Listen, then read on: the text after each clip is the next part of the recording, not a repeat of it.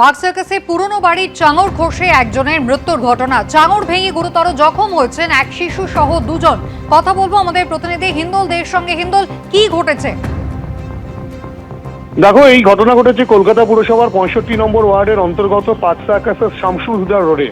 গভীর রাতে এই ঘটনা ঘটে, তেমনটাই কিন্তু প্রশাসন সূত্রে খবর, পুলিশ সূত্রে তেমনটাই জানা যাচ্ছে যে গভীর রাতে পুরনো একটি বাড়ির, যেই বাড়িতে এই ঘটনা ঘটেছে সেই বাড়ির চাঙড় কিন্তু খসে পড়ে। ঘুমন্ত অবস্থায় ছিলেন আয়েশা খাতুন সহ এক শিশু এবং আরেকজন পুরুষ ব্যক্তি।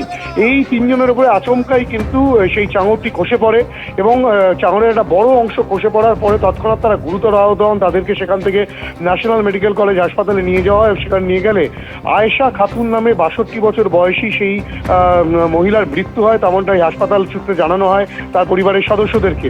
এই যে গোটা ঘটনা ঘটেছে সে বিষয়ে কিন্তু স্থানীয় কাউন্সিলর যেটা বলছেন যে বহু পুরনো এই বাড়ি, সেই বাড়ির যে ঘরের ভেতরের যে চাঙড় ছিল সেই সিলিংয়ের চাঙড় কিন্তু আচমকাই খসে পড়ে যখন তারা ঘুমোচ্ছিলেন সেই অবস্থায়, অর্থাৎ ঘুমন্ত অবস্থায় সেই ঘরেরই চাঙড় খসে পড়ে তাদের উপরে।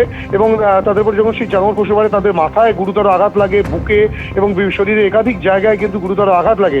তৎক্ষণাৎ এই ঘটনা ঘটার পর চিৎকার চেঁচামেচি শুনে অন্যান্যরা ছুটে আসেন, তারাই উদ্ধার করেন এবং তারা যখন হাসপাতালে নিয়ে যান সেখানে হাসপাতালে নিয়ে গেলে চিকিৎসকেরা আয়েশা খাতুনকে মৃত বলে ঘোষণা করেন।